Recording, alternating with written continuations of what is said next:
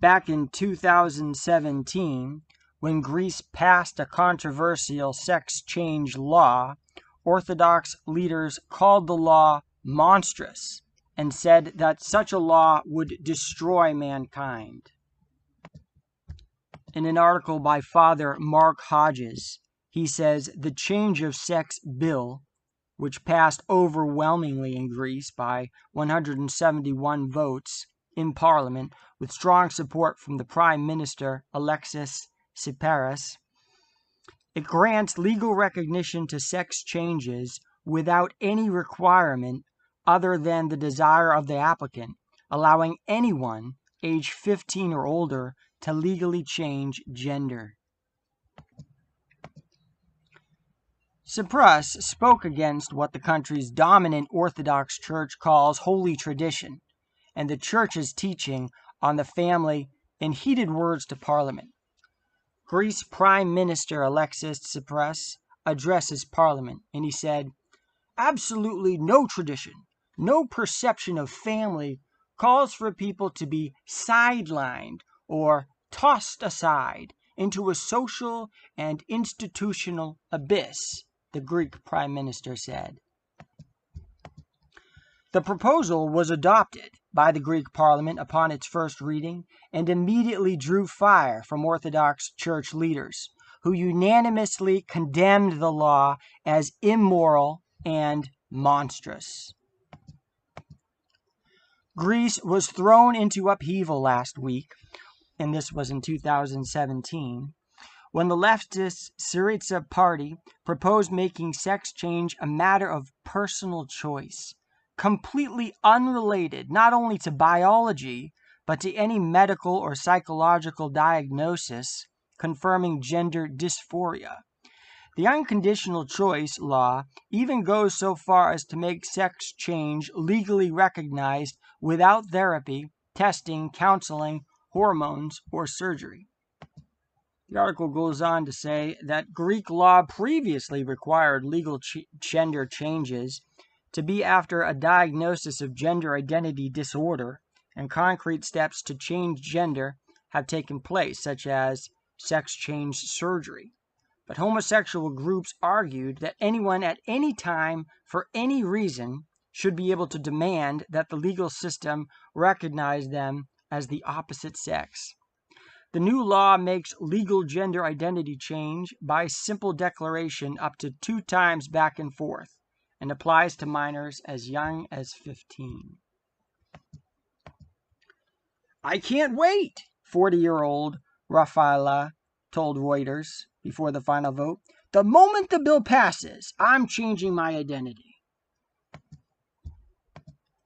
The Holy Synod, an official gathering of Orthodox bishops in Greece, warned that the proposed bill is an affront to society and a threat to the sanctity of family. They say the proposed bill attacks the sacred institution of the family, contradicts good morals and common sense, and destroys man. The bishops unanimously stated, instead of diminishing confusion and mental disorders, it will increase them and give rise to a dangerous social phenomenon. They added that it will create an explosive situation in schools as well, which it has. The bishops issued a joint document delineating the Christian view of sex. Male-female gender is the basis of psychosomatic complementarity in the mystery of life and love. The hierarchs explained, one's gender is not eligible to be changed, but is a divine gift to man to be used in his sanctification.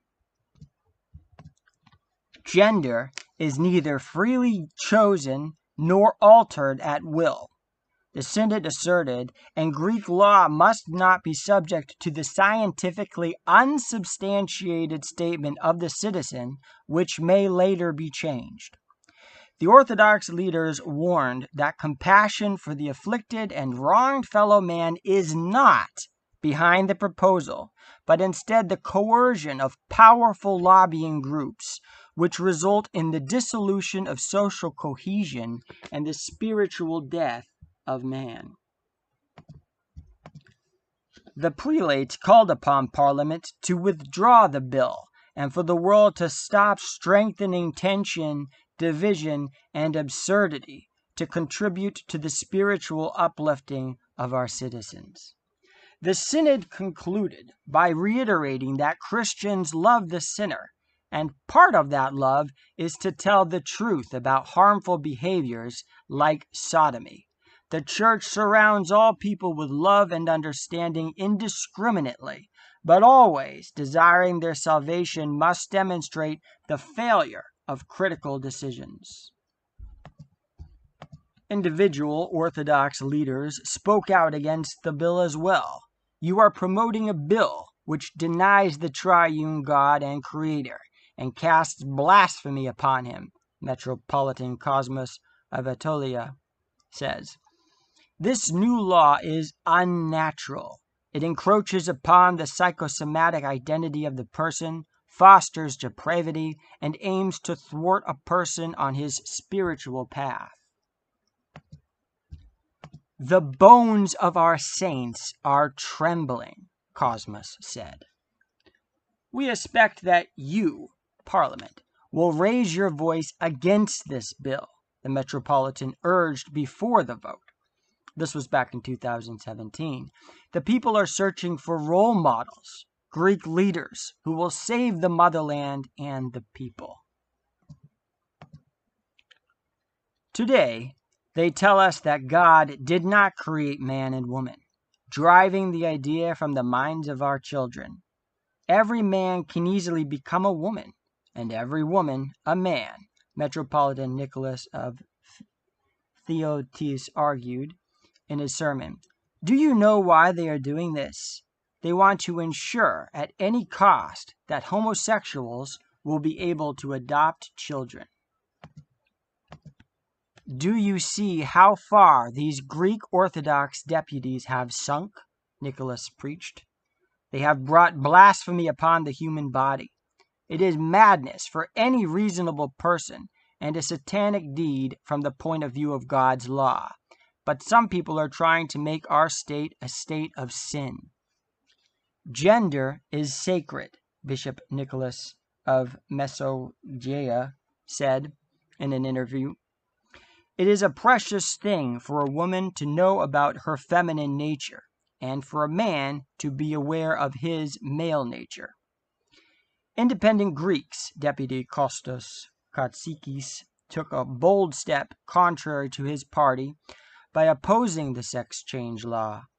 Katsikis called the law a threat to the avaton of the Holy Mountain, which keeps Mount Athos a reclusive monastery only island, exclusively male-populated. The leading monks on Mount Athos wrote to the ministers of justice and education and religious affairs, as well as Parliament, stating their concern for the Orthodox faith of the fatherland. In light of the sex change law, we wonder what is left of our future, the monks confess. Furthermore, the church canons forbid transgender surgery. The church canons view transgender surgery as mutilation, and the canons of the church forbid Christians to castrate or mutilate themselves. And according to the canons of the church, such people are ineligible for marriage and for the priesthood. The golden-mouthed St. John Chrysostom, the doctor of the Orthodox Church, speaks very plainly against changing one's gender and against LGBT in his homily on Romans. In Romans we read, "For this cause God gave them up unto vile affections, for even their woman did change the natural use into that which is against nature, and likewise also the men, leaving the natural use of the woman, burned in their lust one towards another." St. John Chrysostom tells us these affections then were vile, but chiefly the mad lust after males. For the soul is more the sufferer in sins, and more dishonored than the body in diseases. But behold how here too, as in the case of the doctrines, he deprives them of excuse by saying of the women that they change the natural use.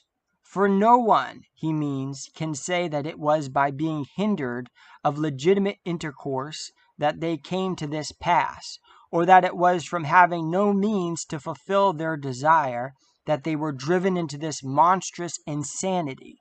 For the changing implies possession, which also when discoursing upon the doctrines he said, they changed the truth of God for a lie. And with regard to the men again, he shows the same thing by saying, leaving the natural use of the woman. And in a like way with these he also puts out of all means of defending themselves by charging them not only that they had the means of gratification, and left that which they had, and went after another, but that having dishonored that which was natural, they ran after that which was contrary to nature. But that which is contrary to nature has in it an irksomeness and displeasingness, so that they could not fairly allege even pleasure. For genuine pleasure is that which is according to nature. But when God has left one, then all things are turned upside down. And thus not only was their doctrine satanical, but their life too was diabolical. Now, when he was discoursing of their doctrines, he put before them the world and man's understanding, telling them that by the judgment afforded them by God, they might through the things which are seen have been led as by the hand to the Creator, and then, by not willing to do so, they remained inexcusable. Here in the place of the world, he sets the pleasure according to nature, which they would have enjoyed with more sense of security and greater glad-heartedness, and so have been far removed from shameful deeds. But they would not, whence they are quite out of the pale of pardon, and they have done an insult to nature itself. And yet a more disgraceful thing than these is it, when even the women seek after these intercourses, who ought to have more sense of shame than men. And here too the judgment of Paul is worthy of admiration, how having fallen upon two opposite matters, he accomplishes them both with all exactness. For he wished both to speak chastely and to sting the hearer. Now both these things were not in his power to do, but one hindered the other. For if you speak chastely, you shall not be able to bear hard upon the hearer. But if you are minded to touch him to the quick, you are forced to lay the naked facts before him in plain terms. But his discreet and holy soul was able to do both with exactness, and by naming nature, has at once given additional force to his accusation, and also used this as a sort of veil to keep the chasteness of his description. And next, having reproached the women first, he goes on to the men also, and says, and likewise also the men, leaving the natural use of the women, which is an evident proof of the last degree of corruptness, when both sexes are abandoned, and both he that was ordained to be the instructor of the woman, and she who was bid to become an helpmate to the man, work the deeds of enemies against one another. And reflect, too, how significantly he uses the words. For he does not say that they were enamored of and lusted after one another, but they burned in their lust one toward another. You see that the whole of desire comes from an exorbitancy which endures not to abide within its proper limits. For everything which transgresses the laws by God appointed lusts after monstrous things, and not those which are customary.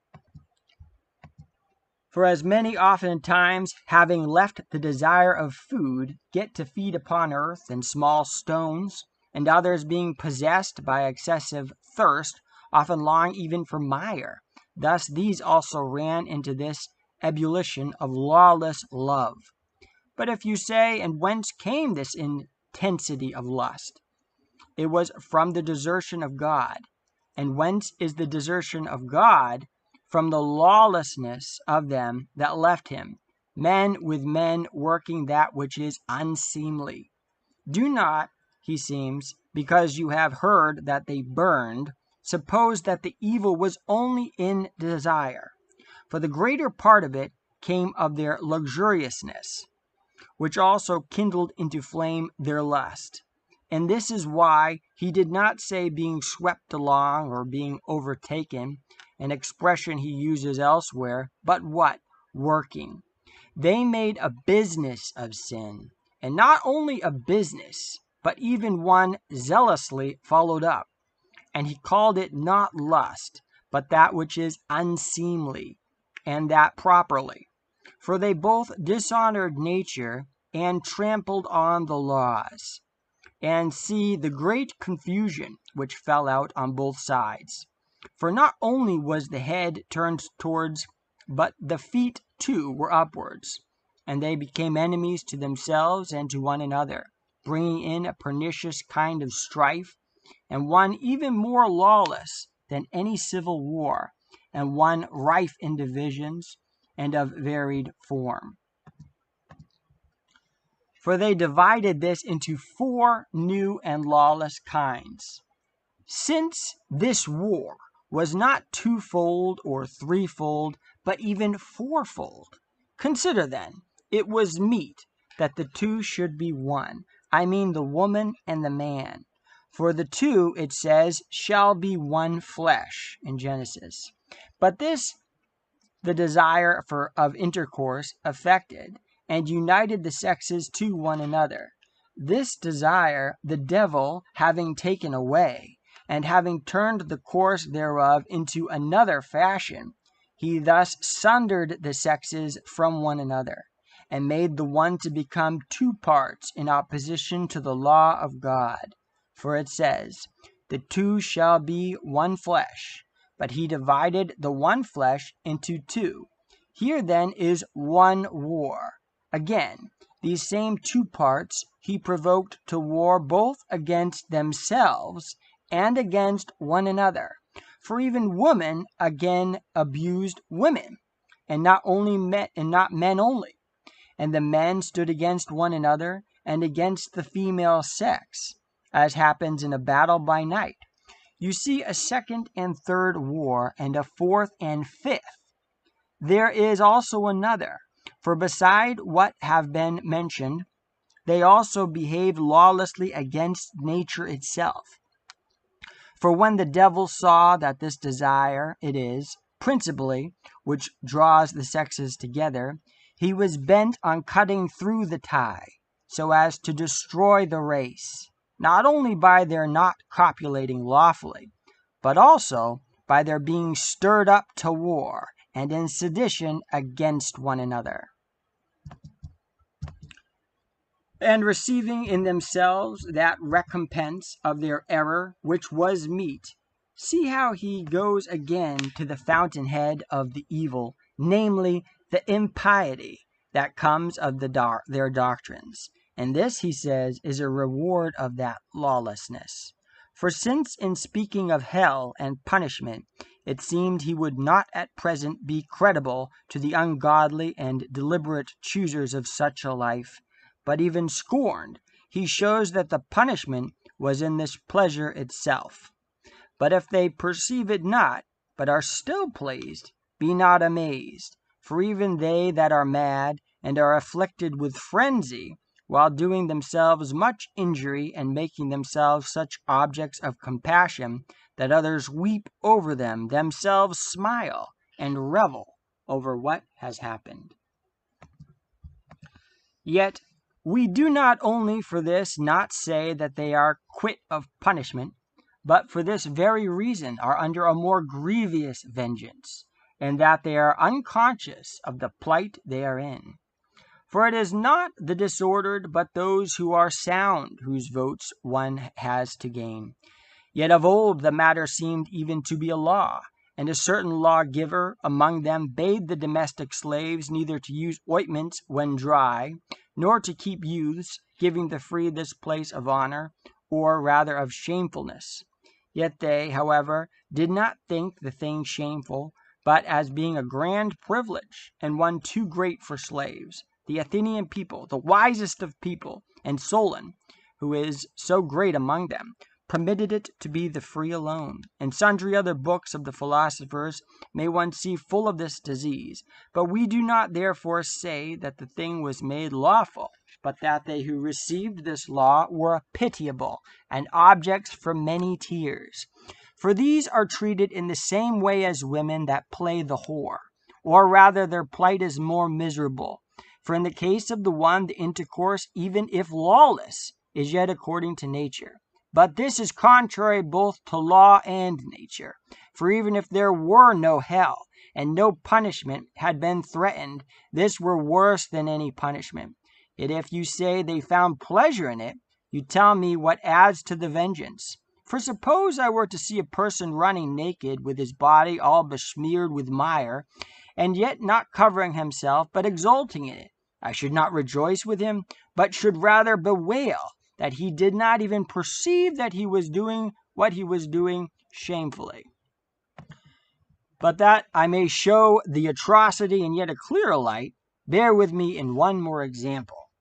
Now, if any one condemned a virgin to live in close dens, and to have intercourse with unreasoning brutes, and then she was pleased with such intercourse, would she not for this be especially a worthy object of tears, as being unable to be freed from the misery, owing to her not even perceiving the misery? It is plain surely to everyone. But if that were a grievous thing, neither is this less so than that. For to be insulted by one's own kinsmen is more piteous than to be so by strangers. These, I say, are even worse than murderers, since to die even is better than to live under such insolency. For the murderer dissevers the soul from the body, but this man ruins the soul with the body. And name what sin you will, none will you mention equal to this lawlessness. And if they that suffer such things perceived them, they would accept 10,000 deaths, so they might not suffer this evil. For there surely is not, a more grievous evil than this insolent dealing. For if, when discoursing about fornication, Paul said that every sin which a man does is without the body, but he that commits fornication sins against his own body, in Corinthians, what shall we say of this madness, which is so much worse than fornication as cannot even be expressed? For if I should not only say that you have become a woman, but that you have lost your manhood, and hast neither changed into that nature, nor kept that which you had, but you have been a traitor to both of them at once, and deserving both of men and women to be driven out and stoned, as having wronged either sex. And that you may learn what the real force of this is, if anyone were to come and assure you that he would make you a dog instead of being a man, would you not flee from him as a plague? But lo, you have not made yourself a dog out of a man, but an animal more disgraceful than this. For this is useful unto service, but he that has thus given himself up is serviceable for nothing. Or again, if anyone threatened to make men travail and be brought to bed, should we not be filled with indignation? But lo, now they that have run into this fury have done more grievously by themselves.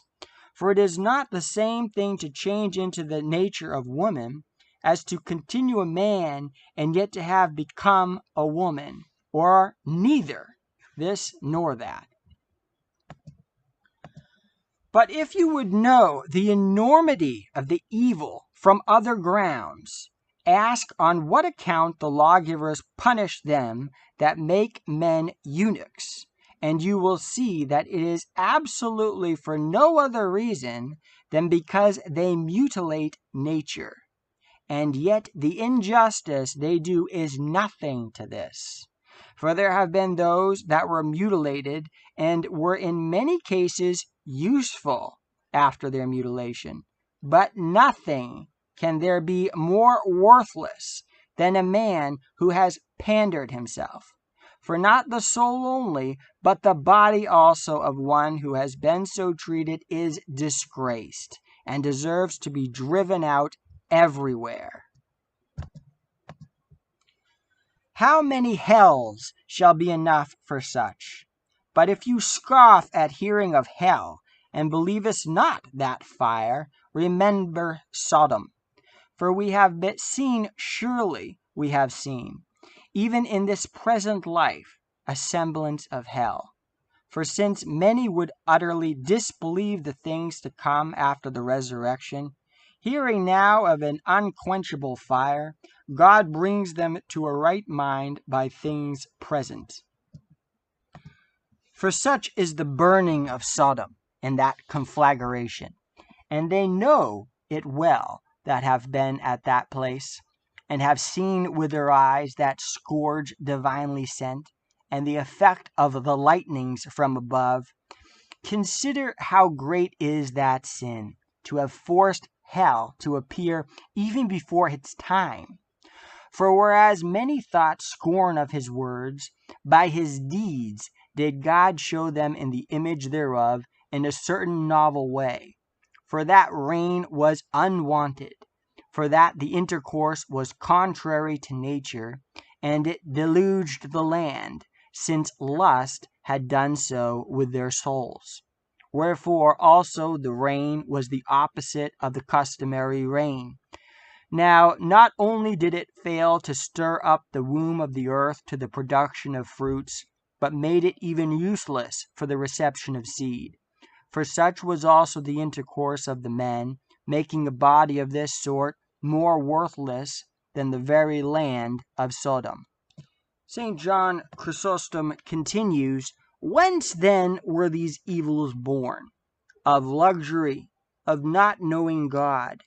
For so soon as any have cast out the fear of him, all that is good straightway goes to ruin. And then St. John Chrysostom goes on to tell us about the remedy for this passion. He says, Now that this may not happen, let us keep clear before our eyes the fear of God. For nothing, surely nothing, so ruins a man as to slip from this anchor, as nothing saves so much as continually looking thereto. For if by having a man before our eyes we feel more backward at doing sins, and often even through feeling abashed at servants of a better stamp we keep from doing anything amiss, consider what safety we shall enjoy by having God before our eyes. For in no case will the devil attack us when so conditioned, and that he would be laboring without profit. But should he see us wandering abroad, and going about without a bridle, by getting a beginning in ourselves, he will be able to drive us off afterwards, and whither. And as it happens with thoughtless servants at market, who leave the needful services which their masters have entrusted to them, and rivet themselves at a mere haphazard to those who fall in their way, and waste out their leisure there, this also we undergo when we depart from the commandments of God. For we presently get standing on, admiring riches and beauty of a person, and the other things which we have no business with, just as those servants attend to the beggars that do jugglers' feats, and then, arriving too late, have to be grievously beaten at home. And many pass the road set before them through following others, who are behaving the same unseemly way. But let not us so do. For we have been sent to dispatch many affairs that are urgent, and if we leave them and stand gaping at these useless things, all our time will be wasted in vain and to no profit, and we shall suffer the extreme punishment. For if you wish yourself to be busy, you have whereat you ought to wonder, and to gape all your days things which are no subject for laughter, but for wondering and manifold praises. As he that admires things ridiculous will himself often be such, and even worse than he that occasions the laughter. And that you may not fall into this, spring away from it immediately. For why is it, pray, that you stand gaping and fluttering at sight of riches? What do you see so wonderful, and able to fix your eyes upon them? These gold-harnessed horses, these lackeys, partly savages and partly eunuchs, in costly raiment, and the soul that is getting utterly soft in all this, and the haughty brow, and the bustlings, and the noise, and wherein do these things deserve wonder? What are they better than the beggars that dance and pipe in the marketplace? For these too, being taken with a sore famine of virtue, dance a dance more ridiculous than theirs, led and carried around at one time to costly tables, at another to the lodging of prostitute women, and at another to a swarm of flatterers and a host of hangers-on. But if they do wear gold, this is why they are the most pitiable, because the things which are nothing to them are most the subject of their eager desire. Do not now, I pray, look at their raiment, but upon their soul, and consider if it is not full of countless wounds, and clad with rags, and destitute and defenseless. What then is the use of this badness of shows? For it were much better to be poor and living in virtue than to be a king with wickedness, since the poor man in himself enjoys all the delights of the soul, and does not even perceive his outward poverty for his inward riches. But the king, luxurious in those things which do not at all belong to him, is punished in those things which are his most real concern, even the soul, the thoughts, and the conscience, which are to go away with him to the other world. Since then we know these things, let us lay aside the gilded raiment. Let us take up virtue and the pleasure which comes thereof. For so both here and hereafter shall we come to enjoy great delights through the grace and love towards man of our Lord Jesus Christ. Through him and with whom be glory to the Father, with the Holy Spirit, forever and ever. Amen. And so ends St. John Chrysostom's homily. We should take St. John Chrysostom's advice and avoid anything, all forms of entertainment and media that contains such content. And of course, we should take St. John Chrysostom's advice and avoid all sorts of content that contain this transgenderism and the ideas of sex change and gender change, which unfortunately today means that most current day entertainment needs to be avoided, because most of it that is in the mainstream is promoting these ideas. So it is a good idea to pick and choose very, very carefully the kinds of media that one will be consuming. Through the prayers of our Holy Father, St. John Chrysostom, Lord Jesus Christ our God, have mercy on us.